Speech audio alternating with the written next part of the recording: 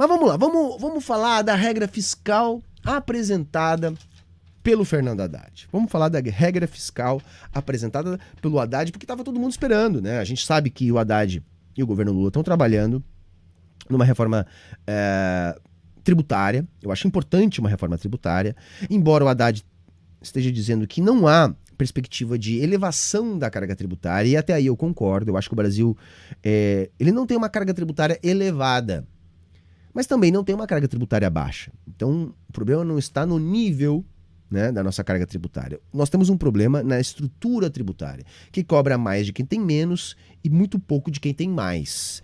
Então tem que haver uma alteração nessa estrutura a fim de realizar um processo mais inclusivo, a fim de produzir justiça tributária no Brasil. Então é nesse sentido. Além do que também cairia bem alguma simplificação nos tributos, o que ajuda a também destravar alguns setores da economia. Pois bem, nós não sabemos ainda qual será o modelo da reforma tributária, mas eu já adianto para vocês, será de suma importância caso essa regra fiscal apresentada pelo Haddad seja aprovada nos termos em que ela foi apresentada. Eu vou tentar explicar para vocês aqui, tá, os pontos, tá, dessa regra fiscal. Bom, a primeira questão, tá, é que assim, a regra ela não é muito simples mesmo, ela está ali cheia de amarras, tenta representar um avanço, né, em relação à regra do teto de gastos, mas me preocupa porque, embora muitos estejam avaliando como um avanço em relação ao teto de gastos, não necessariamente. Mas vamos lá, vamos por partes explicando a nova regra fiscal. A primeira regra mãe, vamos dizer assim, a regra número 1, é a regra que determina o quanto poderão aumentar os gastos públicos. E como é que funciona? Essa regra determina que os gastos do governo poderão aumentar em até 70% do montante do aumento da arrecadação no ano anterior. Então, a regra geral diria o quê? Olha, se nós tivemos um aumento de 10 na arrecadação no ano anterior, no ano corrente a gente pode ter um aumento do gasto público na ordem de 7. Essa seria a regra principal, a regra mãe, a principal regra. Porém, depois nós temos outras regras que vão se agregando a essa regra principal. Uma delas é um teto para o aumento do gasto público. Que teto é esse? Um teto de 2,5% do PIB. Então vejam, se houve um aumento da arrecadação no ano anterior na ordem de 10% do PIB, o governo não poderá, no ano corrente, aumentar os seus gastos em 7% do PIB. Por quê? Porque há uma limitação do aumento do gasto público a 2,5%. Nesse sentido, segundo o Haddad, temos aí um elemento anticíclico, né? Ou seja, que faz com que o ciclo se inverta da economia. Então, se há um crescimento muito forte, alguma coisa vai puxar esse crescimento um pouco para baixo para evitar um superaquecimento da economia. Tá? Então, veja, regra principal, limita o aumento dos gastos a 70% do aumento da arrecadação no ano anterior. Compreendido isso? Porém, há um teto de 2,5% do PIB de aumento do gasto público. Por outro lado, também temos agora um mínimo de aumento do gasto público garantido pela proposta. Que mínimo é esse? 0,6. Então vamos supor que a economia tenha crescido nada, que a gente teve uma crise e que a arrecadação não aumentou no ano anterior. Bom, mesmo diante de um aumento de 0 na arrecadação no ano anterior, por essa nova regra, nós teremos a possibilidade de aumentar o gasto público no ano corrente em 0,6%, garantindo, portanto, algum aumento. Essas bandas, tanto a de 2,5% como limite máximo de aumento dos gastos, quanto a de 0,6% como limite mínimo do aumento dos gastos, são, segundo a proposta, passíveis de alteração a cada 4 anos, o que daria para o governo eleito margem de adequar a regra fiscal ao projeto vencedor das urnas. Então há também algum molejo aí nessa regra das bandas. Tá? Entretanto, o que está sendo apresentado para agora seria esse espaço aí, de um limite máximo de 2,5% e de um limite mínimo de 0,6% do PIB. Para além da regra das bandas e da regra dos 70%, nós ainda temos uma regra de meta de superávit fiscal, ou seja, o governo não só quer equilibrar gasto e despesa, como quer voltar a produzir superávit fiscal. Aí, então, também teremos um sistema de bandas. Anunciado agora para esse primeiro momento, seria alguma coisa entre 0,75% do PIB e 1,25% do PIB. Porém, isso também tem margem para ajuste de governo para governo. Então, não está estabelecido uma meta rígida, porém está estabelecido que exista meta de superávit. Aí, há um outro ponto dentro desta regra da meta de superávit, que é a qual, se o governo conseguir poupar mais do que ele tinha se proposto a poupar, ou seja, se o superávit for superior à banda máxima que vai estar estabelecida pelo próprio governo de superávit, ou seja, de poupança, né, do governo, o que sobrar também poderá ser aplicado em forma de gasto público como investimento. Então seria uma forma de extrapolarmos a regra de limite de 2,5% a mais do gasto público determinada pela regra das bandas. Então nós poderíamos ter um limite imposto pela regra dos 70% barra regra dos 2,5% de limite máximo e poderemos extrapolar este limite caso a meta de superávit seja batida. Então se bate a meta de superávit, se guarda aquilo que a princípio teria que guardar, né, o tal superávit, e o excedente poderia ser investido. Só aí nós já temos várias questões, tá, gente? Primeiro assim, nós vamos ter sempre um limite de gasto dado, que é 70%, tá, do aumento da arrecadação do ano anterior. Então o que vai determinar se nós vamos ter um superávit ou um déficit não vai ser o gasto, portanto vai ser a despesa. É aí que vai ter que ser sempre o ajuste. Isso aí já complica um pouco para essa nossa regra. E tem uma outra questão que é o seguinte: se o governo não atingir o mínimo da banda de superávit, ainda há uma penalização. Ou seja, o povo será penalizado. Se o governo não conseguir guardar o que prometeu guardar, no ano seguinte, ao ano que ele não conseguiu guardar o que ele prometeu guardar, o máximo de elevação do gasto público não estará limitado a 70% do aumento da arrecadação, e sim estará limitado a 50% do aumento da arrecadação. Isso também é muito ruim, gente, muito ruim. Por quê? Primeiro porque 0,6% é pouco para um momento de crise. 0,6% de aumento do gasto público para tirar o país de uma crise é muito pouco. Então o efeito anticíclico no ciclo de recessão é muito fraco. Aí se nós supormos que o país teve uma recessão ou teve uma crise e não conseguiu aumentar a arrecadação e não conseguiu, a partir disso, garantir a meta de superávit, uma vez que a despesa está dada e a arrecadação baixou, você não consegue o superávit que você mesmo prometeu fazer. Não conseguindo isso, no ano seguinte você vai ter menos dinheiro para tirar o país dessa crise. Quer dizer, então se você tiver uma crise, você vai ter dificuldade de bater a meta de superávit e no ano seguinte vai ser penalizado, dificultando ainda mais a retomada da economia. Nesse sentido, a regra é o quê? Pró-cíclica e não anticíclica, como o Haddad falou. E aí tem uma questão que é a seguinte: muita gente está dizendo, ok, Humberto, mas assim, há uma limitação política muito grande, o Congresso está muito difícil, a base do Lula é muito pequena, como é que poderíamos aprovar uma regra melhor? E além disso, é melhor que a regra do teto, porque afinal de contas, nós temos agora um mínimo de crescimento da despesa na ordem de 0,6. E a regra atual, que é a regra do teto, prevê um aumento da despesa na ordem de 0.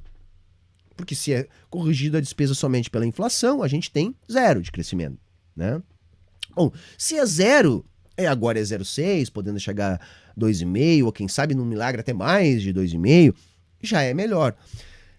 Em tese, gente, em tese, sabe por quê? Porque o teto, da maneira que ele está hoje, com esse 0 de acréscimo despesa pública, ele é impraticável, porque existem crescimentos vegetativos da despesa. Então é salário mínimo que aumenta, é funcionalismo que aumenta, é custeio que aumenta, enfim. O teto como está dado, ele é impraticável. Por isso que, desde que começou a ficar mais apertada a regra, agora nos últimos anos, todo ano ele é sistematicamente furado. Primeiro foi a pandemia, depois foi a guerra, e agora vai ser porque é impraticável. Sendo ele impraticável, o Congresso se obriga a abrir torneirinhas e liberar despesas extrapolando o teto. Para você ter uma noção, neste ano que passou, 2022, as despesas cresceram na ordem de 2,1% do PIB. Ou seja, num ano de economia anêmica, onde nós precisávamos de mais Estado para retomar a economia, nós gastamos 2,1% a mais. E foi pouco. Agora compare com a regra que está sugerida pelo Haddad de 0,6. Ou seja, como está com um teto impraticável, obrigando o Congresso a estabelecer furos no teto, nós temos margem de gastar mais do que com a regra do Haddad, que numa crise nós teríamos que estar gastando aí apenas 0,6% do PIB a mais. É nesse sentido que a regra, embora pareça ser melhor que a do teto de gastos do Temer, pode ser, inclusive, pior. Claro, tem a questão da qualidade do gasto, que da maneira que está, a qualidade do gasto é muito ruim, porque não há planejamento, acaba que tudo vai sendo agregado ali a partir das manobras no Congresso, mas a regra nova também não elimina esse problema. Porque, vejam, não vai haver um planejamento para aquilo que pode ser investido batendo a meta de superávit. Então vamos imaginar a seguinte situação. O governo, sabendo dessa brecha, ele pode estabelecer para si mesmo uma meta de superávit muito baixa, apostando que ele vai extrapolar essa meta e assim, com isso, ele vai ter mais dinheiro para investir no ano seguinte, porque ele vai ter guardado mais do que aquilo que ele prometeu gastar. Já não é muito fácil fazer isso, mas vamos imaginar que ele consiga. Pois bem, se ele conseguir fazer isso, também não vamos ter a previsibilidade do gasto, que é necessária para que a gente melhore a qualidade do gasto. Eu sou um grande defensor do gasto público na economia capitalista para a retomada da dinâmica da economia. Mas reparem, eu sempre falo muito em qualidade do gasto. Dizer que o governo tem margem para gastar não significa dizer que o governo pode gastar com qualquer coisa. Porque se o gasto for ruim, né? Se o gasto for tudo para o orçamento secreto, para o Lira distribuir lá para comprar trator e coisa do tipo, é óbvio que vai ser muito ruim a qualidade do gasto e aí nós vamos estar gastando dinheiro bom em coisa ruim. Para gastar em coisa boa, é melhor que haja amarras e previsibilidade. O problema que se tem esse ano com os furos do teto se mantém, provavelmente, com esta nova regra do Haddad. Então nós temos vários senões, vários problemas na regra apresentada pelo Haddad. Um deles eu acho que vocês já perceberam. 0,6%, gente, para tirar o país de crise, 0,6% do PIB de aumento do gasto público para tirar o país da crise é muito pouco. Muito pouco mesmo. Muito pouco mesmo. Tá? É muito abaixo do que a gente está praticando no momento. Tá? Por isso pode ser muito pior do que a regra atual. Segundo ponto, tá, gente? De qualquer maneira, para o país voltar a ter investimento público, nós temos que contar com o crescimento das receitas.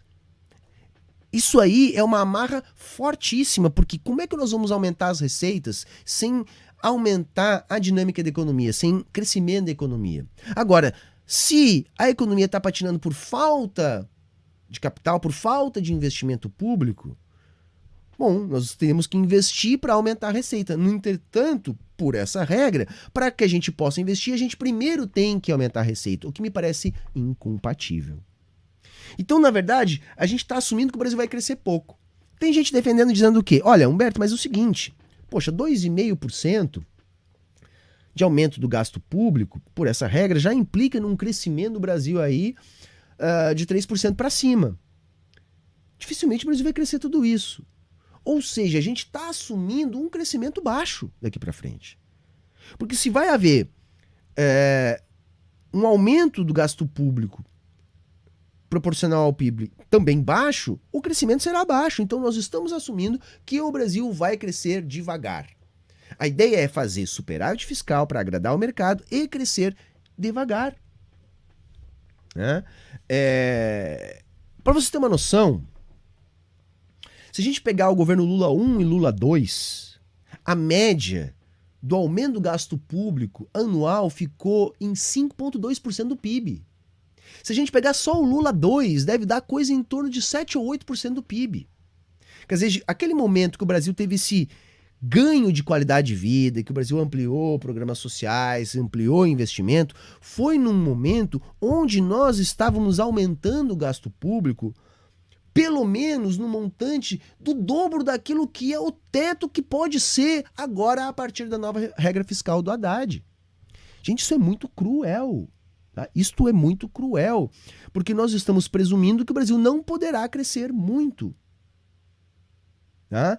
Eu acho ruim essa regra. Por isso que a gente tem que debater essa regra antes dela ser votada para tentar melhorá-la.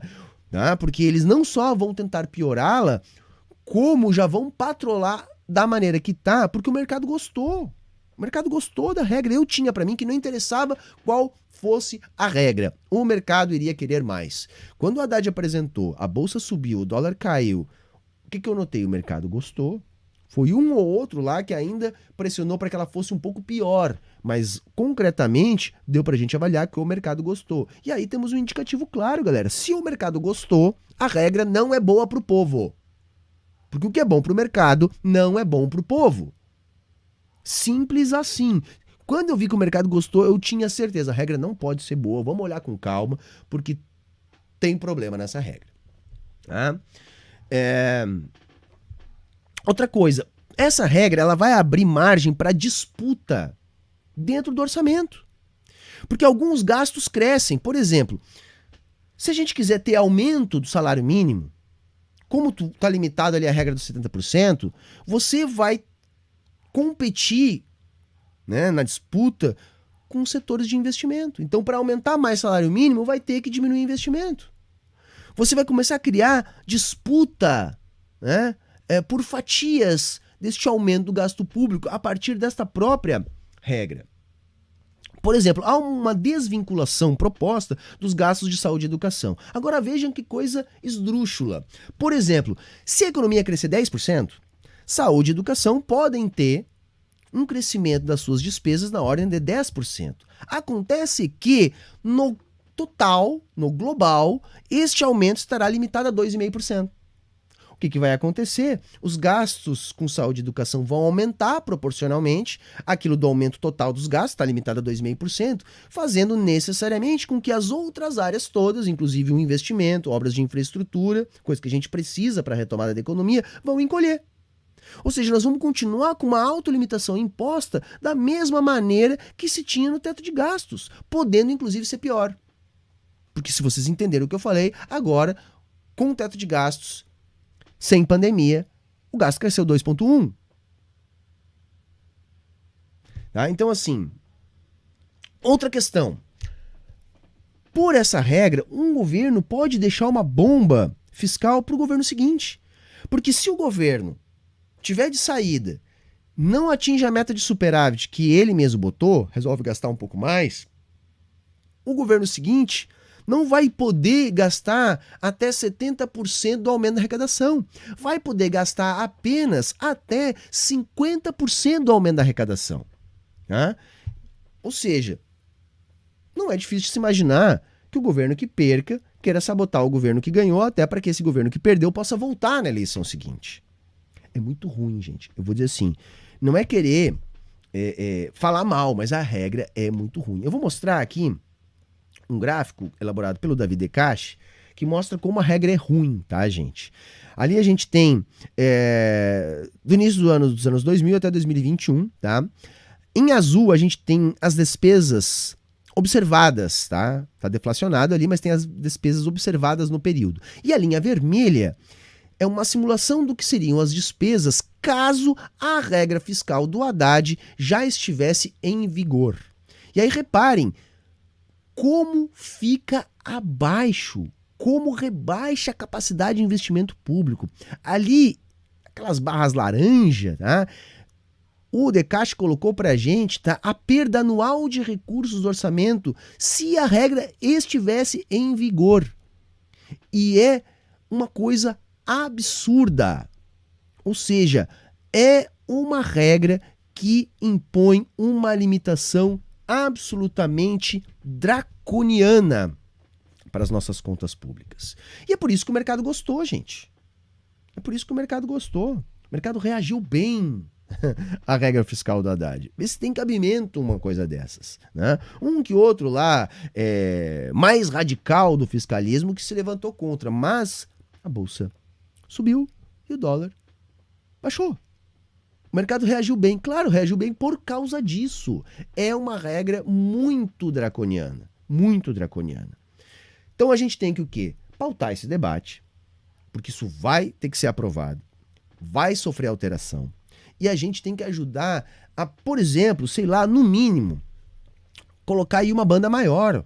Sei lá, que a banda mínima salte de 0,6 para 1% e a máxima de 2,5% a gente consiga elevar para 4% do PIB, talvez. Eu acho que já é alguma coisa. Talvez a gente tenha que questionar essa necessidade de superávit num espaço de tempo tão curto. O Haddad está prometendo já no próximo ano zerar o déficit e no seguinte superávit.